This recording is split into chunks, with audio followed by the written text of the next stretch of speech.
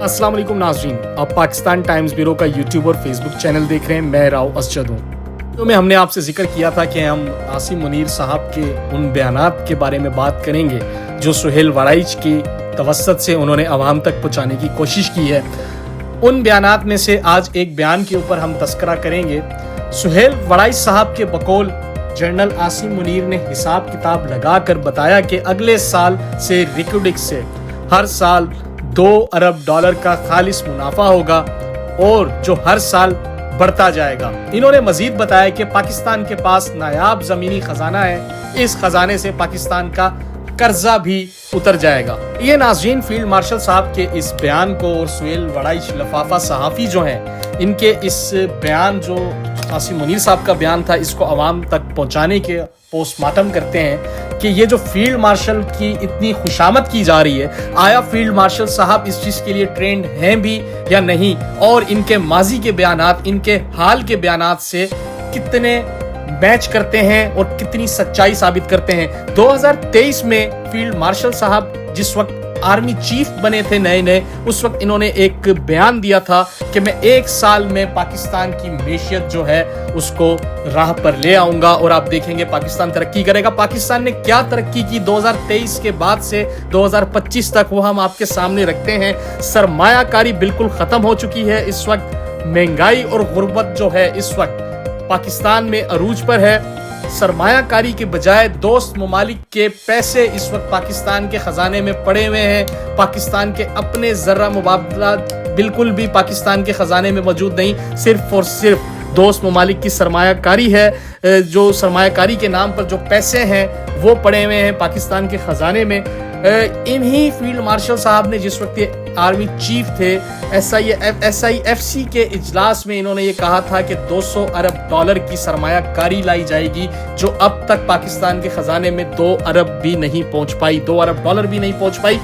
दूसरी जानिब एक अमेरिका के शहरी को लाकर बिठा दिया गया था, प्रेस कॉन्फ्रेंसेस करवाई गई थी, अगर पाकिस्तानी नाजरीन को याद हो, और ये कहा गया था कि $100 अरब जो हैं वो इस अमेरिकन शहरी जो बिजनेसमैन है इनकी जानिब से पाकिस्तान में लाए जाएंगे और सरमायाकारी की जाएगी। वो भी हमें अब तक नजर नहीं आई। दूसरी जानिब बैरून मुल्क में नून लीग के वर्कर्स को इकट्ठा कर ये चीज बताई गई कि $100 अरब ओवरसीज पाकिस्तान में सरमायाकारी करेंगे, जो हमें अब तक नजर नहीं आई। इन सब चीजों के अंदर फील्ड मार्शल साहब की कोई गलती नहीं है। फील्ड मार्शल साहब की गलती इस वजह से नहीं है कि फील्ड मार्शल साहब ट्रेंड नहीं है इन सब चीजों के लिए। फील्ड मार्शल साहब जो है वो जंग लड़ने के लिए ट्रेंड है, ना कि वो इकोनॉमी को स्टेबल करने के लिए ट्रेंड हो।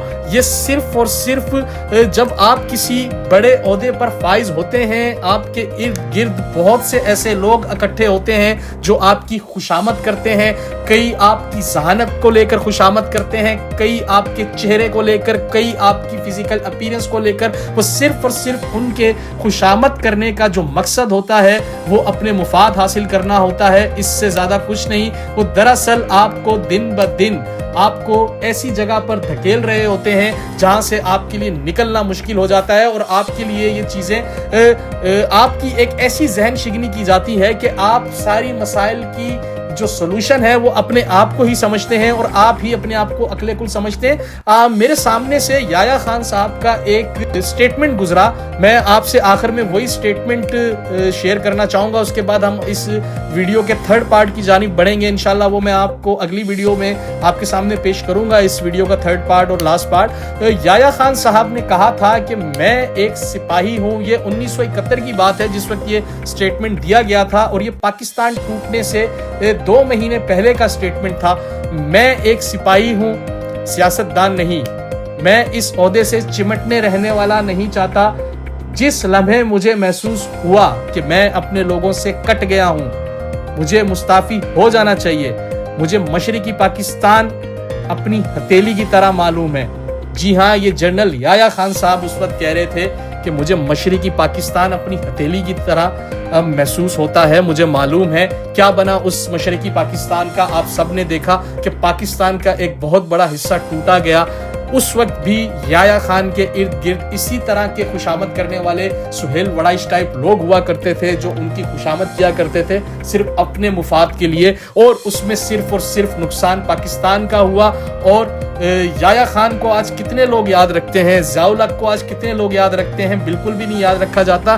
पावर से पावरफुल डिक्टेटर को भी याद नहीं रखा जाता, लेकिन जो इंसान अवाम की खिदमत के लिए काम कर कर गया हो, इन डिक्टेटर्स की आंखों में आंखें डालकर गया हो, वो हमेशा तारीख में याद रखा जाता है। अब तक के लिए इतना ही, मिलते हैं अपनी अगली वीडियो में। तब तक के लिए पाकिस्तान टाइम्स ब्यूरो और अपना बहुत सारा ख्याल रखिएगा। तब तक के लिए मुझे इजाजत दीजिए। अल्लाह हाफिज।